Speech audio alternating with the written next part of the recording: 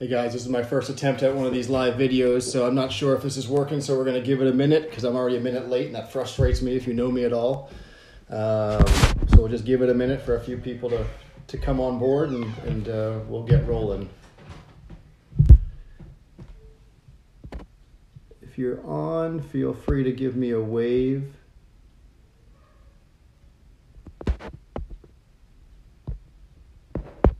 And yeah, I appreciate that. So I got a couple messages there.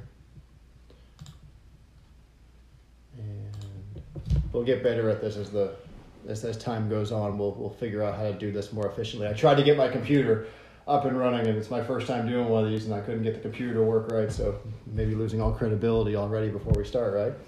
But hey, thanks for joining. Those who are going to join, I'll introduce myself, and then we can get going here. So feel free to ask your questions as we get rolling. I do have some questions that were emailed in this week already, so I certainly am ready to answer those, but I'll have others as we go along too. So feel free to email me those or write them in here, and if I can get to them in this short, this is only supposed to be about a 30-minute video, I'll get to them. Otherwise, we'll save them for next week or save them for future events. So first of all, in case you don't know, my name is Tony Martin. I am the author of a blog called howtogetthejob.blog. And a little bit of background about me, because when it comes to trying to get jobs, when it comes to trying to get hired, when it comes to all those things, when you take advice, you need to be sure you're soliciting advice from people that actually have been doing this for a while, that are professionals in the space, because sure, you can listen to any advice you want, but advice is just an opinion, and everything I tell you is simply my opinion. It's based on over 15 years of being in this space as a staffing and recruiting professional and executive recruiter. But again, everything I'm going to tell you is from that knowledge point, and it's based on my opinion. And at the end of the day, when you're getting hired, it's all about making sure that the hiring manager's advice is the one you're listening to or the one you're most concerned about. So, but just so you know where my advice is coming from, a little background on me. I was a Marine for 9 years, and then in the last 3 years, from 04 to 07, I was with the Marine for Life program, which helps Marines get hired by civilian companies here in Houston. So primarily my job was to network with companies, get these Marines connected with those companies, and I was helping them with their resume during this time back in 04 and 05, but truthfully, I didn't really know what advice I was giving them. I was just trying to give them, I was one of those people giving some advice, but it wasn't worth very much. But fortunately, because I had these companies that wanted to hire these guys, regardless of my advice, it didn't matter what I told them. They were going to get hired unless they screwed something up with the interview. So that's kind of what happened. And I did that for about 3 years. And towards the end there, I started working with a company. I was a minority shareholder in the company. It was a staffing and recruiting agency. And we helped transitioning soldiers and sailors and Marines get jobs in oil and gas. So this took us to 09. 09, there was a little trough in the market. And truthfully, I was getting ready to get married. I was going to start a family soon. And I really didn't want to be going up and down in my own company. So it made sense at that point to kind of join a corporate world. So for the next 9-10 years, I was in corporate America doing recruiting and getting promoted all the way up to being a staffing and recruiting manager over a global team. So that's my background. And then the past 2 years or so, roughly 18-19 months, I was with a staffing executive search firm. So I was able to up my game with senior executives. I was negotiating deals between CEOs and boards of directors. So when it comes to the salary negotiation piece and things like that, I do have some credibility there and some time as well. So all this happened, right? But truthfully, how I got involved with helping people with their resumes and interviewing and things like that was during the greatest decline in the oil and gas back in 2015, 2016. So I was in a deep water company, and we had roughly, we had 7 deep water drill ships, and we were getting ready to go into this decline, and we were laying off a lot of guys offshore. Now the challenge is that when you're working deep water, each one of these drill ships has about 200 employees on them, and they need to be ready to go within 2 to 3 months should you get a contract. So I was interviewing a lot of people every single day. My team was, and I knew we couldn't hire anybody at the end of the day because there wasn't a contract to be had. So during the course of these conversations with these candidates, trying to build a pipeline of talent that I could call in a short amount of time and put them all in a drill ship, I realized all these guys and gals were taking time to talk with me, and I couldn't hire them. The only thing I could do was say, hey, thanks so much for talking to me. I'll follow up with you later on if I have something, knowing that I probably am not going to. And I felt inclined to really start helping people with the gaps I was seeing on their resume and during the interview. And I would start telling guys and gals, look, Mike, I can't hire you. I'm sorry. I'd love to, but here's this issue or that issue. And I started giving guys feedback, and I really found that was my passion. My passion was to coach these guys and make them better candidates. So that led me to starting a blog. One of my buddies who I used to work with inspired me to start a blog. So that's what I did. And I started writing articles, and that's called howtogetthejob.blog. So feel free to check that out. Any of the information I share with you here is going to come from that. And again, as we're getting more people on, feel free. Type in your questions regarding interviewing and things like that, and resume writing, because as we come out of this thing, we're going to go from a paradigm shift of not that many candidates and a whole bunch of opportunities to having a few opportunities and millions of candidates. And you want to make sure that you're able to separate yourself from the pack. And that's really the purpose of this discussion today. So that's kind of what I started doing. Started helping guys with my blog.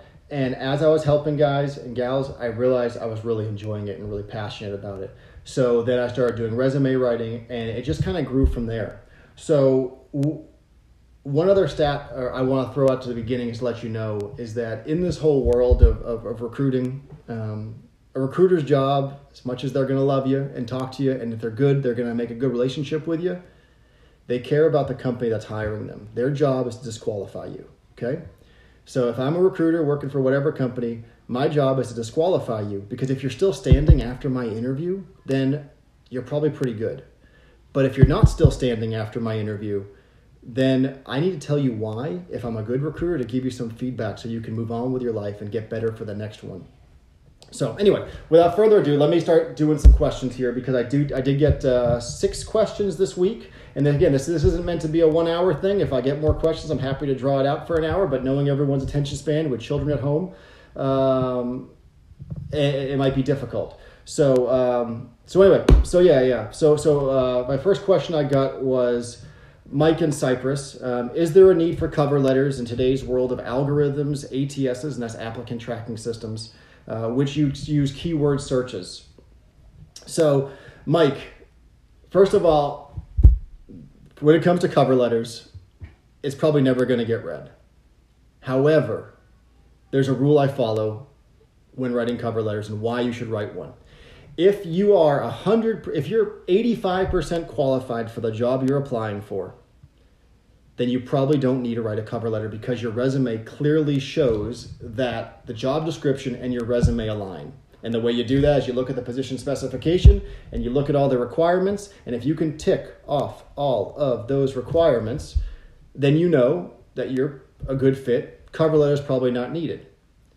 Now, a cover letter can hurt you too. If your cover letter is not well written, it's filled with typos, and it's generic, it's probably not going to help you either. So here's my feedback for cover letters. First of all, if there's obvious questions that need to be addressed, make a cover letter. It may never get read, but make a cover letter.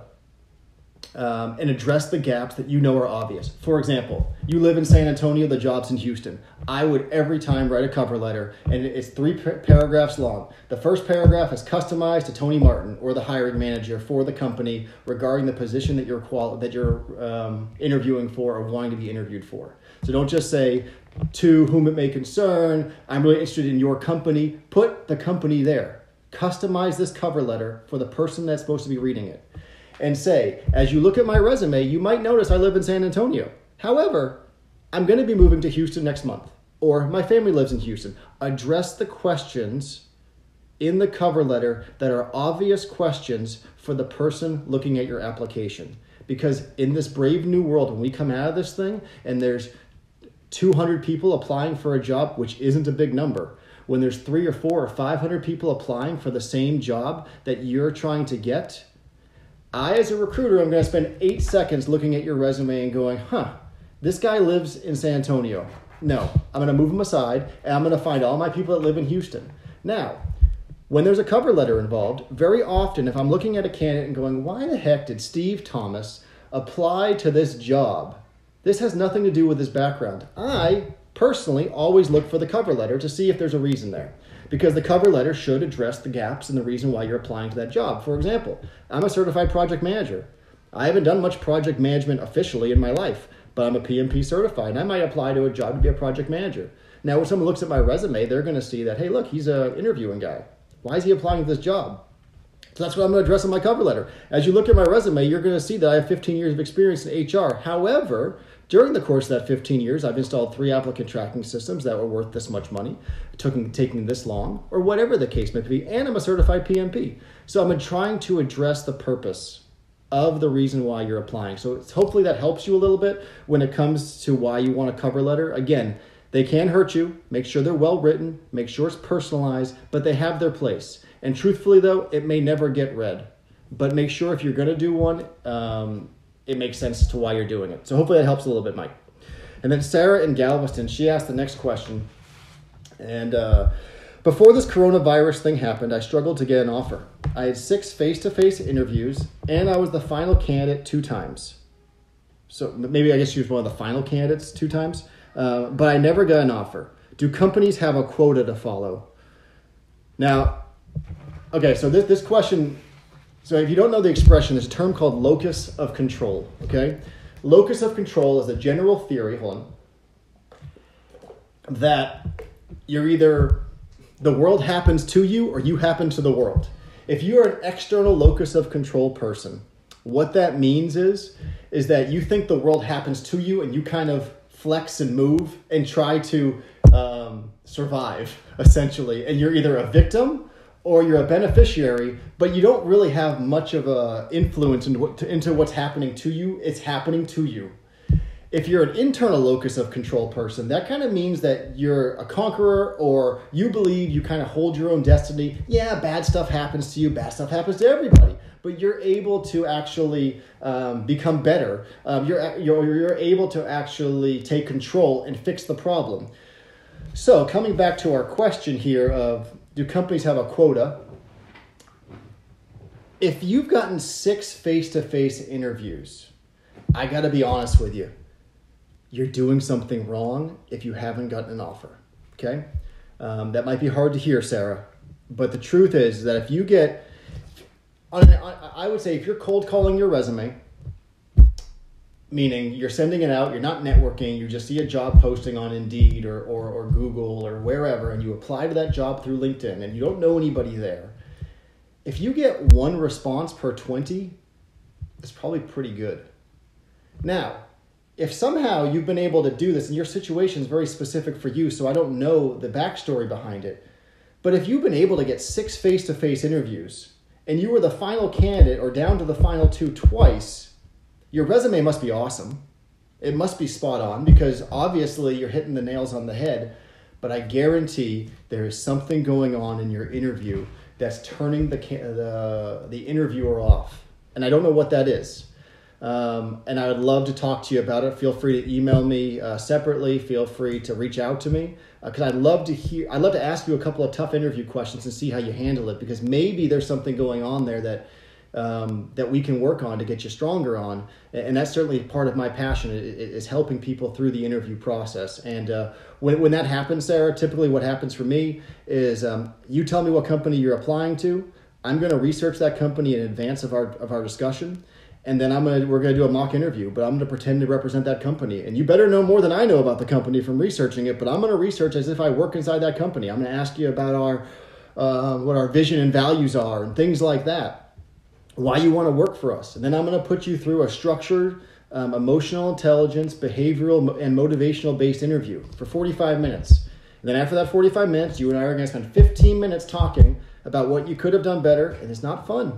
This isn't it's painful or difficult to hear it sometimes because everybody says they want feedback, right? But then the moment you get feedback, it's like, ooh, that hurt. But this isn't personal. If you are tuning into these kind of FaceTimes, and if you're tuning into these kind of things, it's because you want to get better at something. And it doesn't do me any good to patronize you and act like you're doing everything great. Something's going on, Sarah, and I am more than happy to listen and help you with that. But you got to let me know.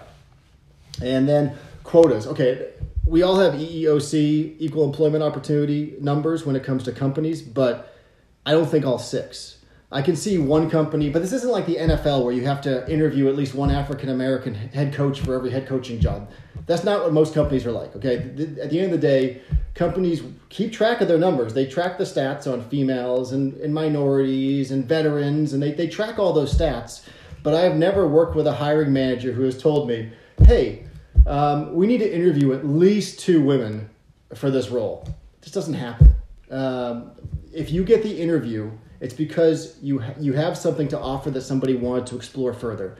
A hiring manager, an executive team, they're not going to spend hours upon hours upon hours trying to use their time to just figure out to fill a quota. We all have time. Money is time, right? Or time is money, excuse me. All right, Amanda in the Heights. So the Heights, if you don't know, that's just north of downtown Houston. What are your tips on how to interact for video Zoom interviews? Since by doing so, the human touch is lost and both candidates and recruiters can lose the empathy that they would normally bond over during face-to-face interviews. Now, that's a really good question because in this brave new world, we're going to be doing a lot of these Zoom video interviews. And what I'll first say is that if you're relying on the empathy and that human touch, you might not be doing interviewing very well or exactly right because we're all in the same boat, right? I mean, I can show inflection in my voice. I can show empathy. I can connect with people in this kind of avenue here, especially when it's two-way, when we're actually seeing each other. And to be completely honest with you, I mean, your first interview is a phone screen anyway, right? It's a phone call. So you have to be able to get some sort of thing across in that first initial discussion via the phone. So being able to do it on Zoom, for me, it's very similar to doing face-to-face. Yes, it might be a little more clunky and a little more informal and a little more difficult, but we're all in it together. And actually, this past year, I had a CEO. I was hiring a CEO for a private equity company out in the UK. So the private equity company was in Aberdeen, and the CEO role was going to be here in Texas, anywhere in Texas. But they wanted to hire somebody in Texas. And one of my high candidates, Brian, actually the Zoom video made him the number 1 candidate. I'll tell you what happened. It showed his flexibility and his ability to just be a funny guy. Steve Thomas, my friend, said I didn't give permission to use my name. Sorry, Steve. I didn't know I needed. I made up another Steve Thomas. But anyway, so Brian's wife was going through a surgery. Now, this Zoom interview could only happen at like a certain time. There was some wiggle room for 3 to 4 hours, but the bottom line, his wife was in the hospital. She just came out of the surgery. He texted me saying, hey, I'll be available at 12 o'clock, and we'll say it's 9 a.m. So in 3 hours, he could make it happen. I talked to the board of directors, said, yeah, at 9 o'clock, Brian can be your, can interview. But his wife's in the hospital, so he's going to find the hotel next door. He's going to find a quiet place to do the interview there. So Brian goes next door, and he's sitting in a hallway that's really, really quiet in the hotel. And it's kind of like right by this conference center area, but it's a fairly open place. So 2 or 3 minutes before the interview, Brian and I'm on Zoom because I was doing all the Zoom interviews with this chair, but with the board for continuity. And it's perfectly quiet. Me and Brian are talking about his wife, and she's doing okay, and she's coming out of the surgery, but everything seems to be okay. And then the interview kicked off. And the interview kicked off at 12. And guess what happened at 12:05? A conference let out.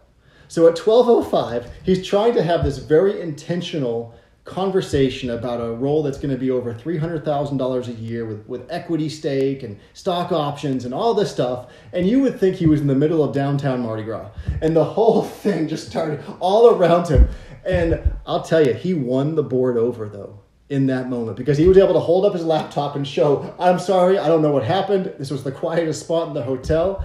and everybody thought it was a really funny way for him to show his humanity and his sense of humor, because we've all been in weird situations, but his ability to be able to stay focused, because this was also one of those interviews where you're giving a presentation. He was sharing his screen, he was going through slides that he created, and he was able to do that with all this chaos going on around him. But a way the Zoom interview can hurt you. A different role, I think it was a senior operations manager I was hiring. I did a Zoom interview with him. Now, his 3-year-old child walked into the interview, and I saw him go from being a very delightful, positive, funny person to then getting frustrated and angry just like that. Like, I just saw him be really funny and then go, I told you not to come in. Like, and he forgot that we were talking and I could see him. And so bottom line, when you're on Zoom, there's a lot more opportunities for distractions because life is happening around you. Embrace it. Show that that's the fun side of your personality, because people want to work with someone that's funny and that they enjoy working with. People don't want to work for someone that's a jerk. But also realize that sort of stuff's going to happen because your family's next door when you're interviewing, and they may not know that that you're interviewing right now, or they might have forgot, or whatever the case may be. Question from Jennifer in Colorado. When is it appropriate time to bring up desired salary? That's a really good question. So there's a question actually that someone else asked me too about salary, which is how do you answer the question, what do you want to make? So let me say this. So every situation is a little bit different, right? When it comes to salary and timing, you know your situation, okay? You know if you have a job and life is good and you're just trying to upgrade your job, then you can be more patient on waiting for the right time to ask about salary. If you're currently looking and you have 3 interview processes that you're currently undertaking with 3 different companies, then again, that's a little different. And now you need to know about that information. So I'd say it's first of all, it's based on your specific situation. Okay, that's step 1. But typically, you're going to get an idea about salary, or you can right away. And what I mean by that is that the interview process typically has a phone screen at the very beginning, right? You apply to XYZ company, and at some point down the road, you're going to get a call from a lower level, possibly, person in the recruiting process, or just someone that may not have much authority, or frankly, just the entry point into the company. You're going to get called by somebody, and they're going to say, hey, I have a question. Do you have time to talk about this role? And you're going to say yes, and then they're going to go through the top part of the job description. You don't know they're doing this, but that's what they're doing, okay? They're asking you about your educational background, your experience background. They're asking you about if you can make the commute, they're asking you some pretty easy questions, but what they're trying to do is qualify you for the real interview that's happening next, okay? But during that, the often question that you get is, what do you want to make? What are you looking for? And there is an absolute wrong way to do this, because you don't want to leave money on the table, right? You don't want to do 2 things. One, you don't want to disqualify yourself by overpricing yourself for the job, but you also don't want to say you'll take 80 when the job pays 100. But you have to give them something. So here's kind of how I go about with this process, and this is what I tell everybody that I coach. I say, look, never give a range of what you'll take, because if you say, look, I'm looking for something between 110 and 120. Well, what that means is you're probably really looking for 115, so just say 115. But there's a better way to answer it. And what I would say is because first of all, too, what the company hears 110. Mike's going to take 110. Fantastic. Why are we going to offer him 120? Even though he said his range is 110 to 120, he's going to take 110. So no one's going to give you 120. So if you are going to give a range and you just happen to always give a range, give the shortest range, the smallest range possible. 104 to 107 or something like that, because you really want 105. But truthfully, here's how you answer the question. You answer it by saying, look, from what I can tell, from what I've researched, and do your research in advance. Go to websites, salary.com, payscale.com, Glassdoor. Go to these websites before you're done applying for the job, or after you finish applying, Write that stuff down. Know what the job should pay by going to those websites. You can put in the locations, you can put in the companies, you can put in a lot of specifics to get a good idea what the position should pay. So when you get the question, what are you looking to make? You say, well, I've done a lot of research, and from what I can tell, it seems like the salary range for this job is somewhere between 110 and 120. And from what I can tell, that seems pretty reasonable.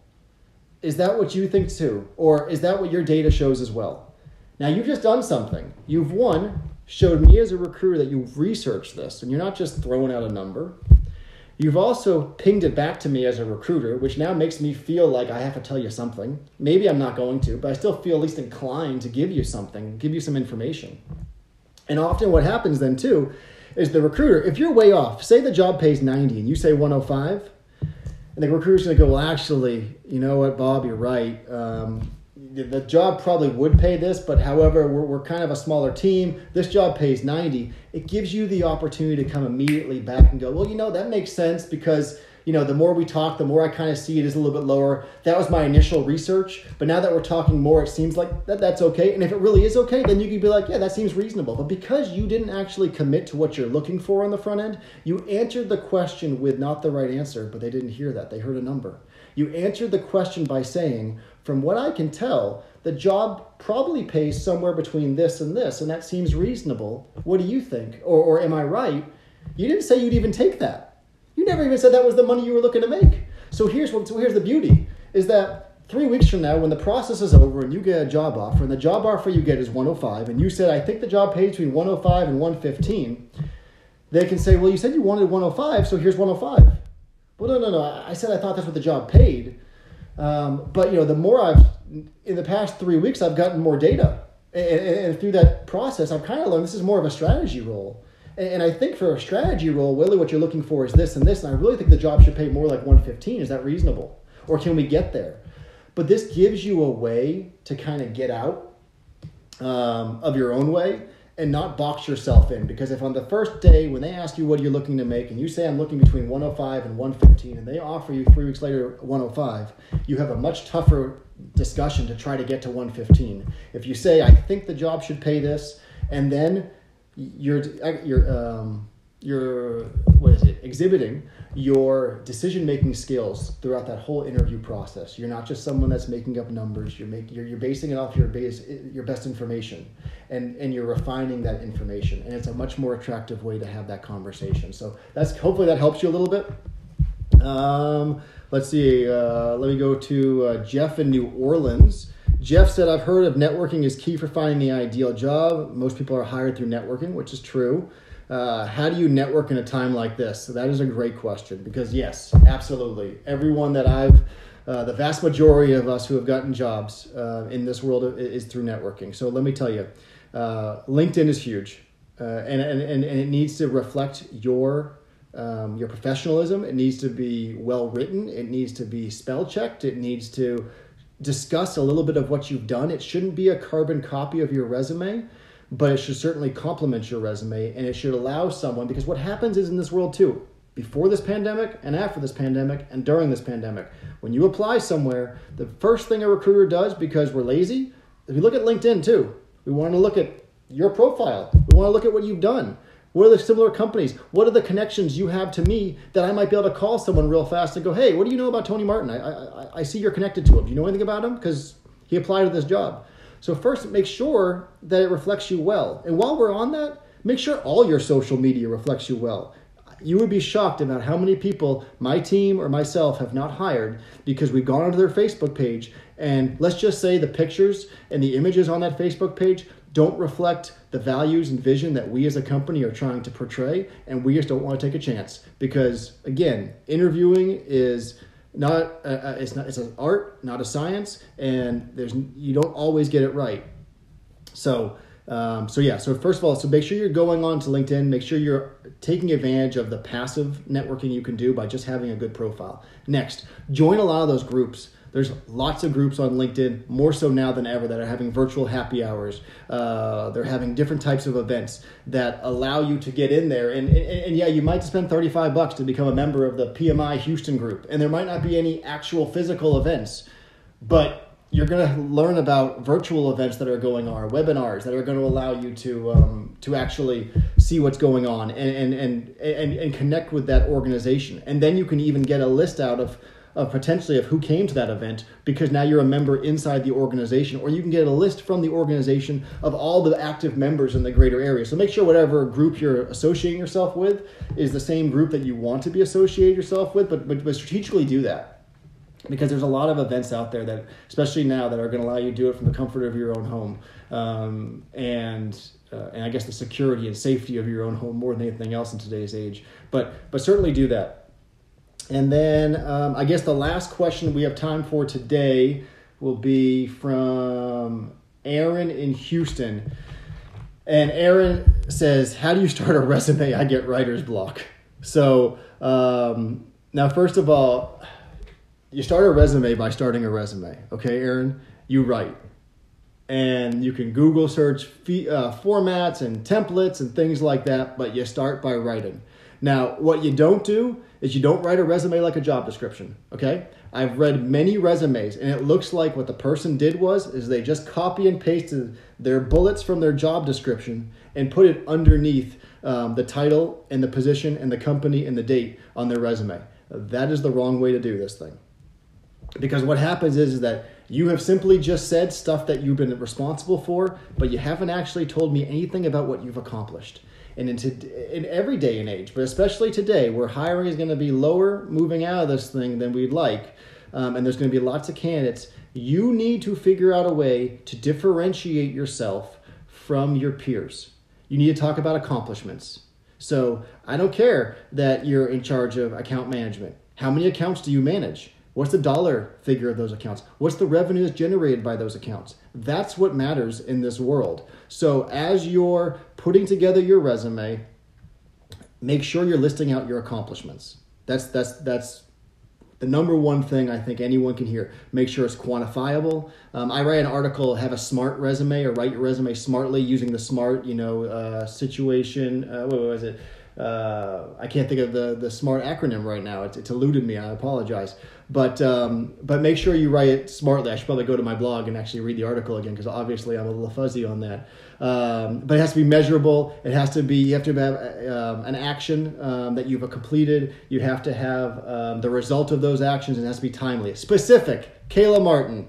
Specific. Has to be specific. So you want your bullets in your resume to be SMART bullets. Specific, measurable, the action, what you've actually accomplished, and then how long it took you. To the best of your ability, kind of write that in your bullets.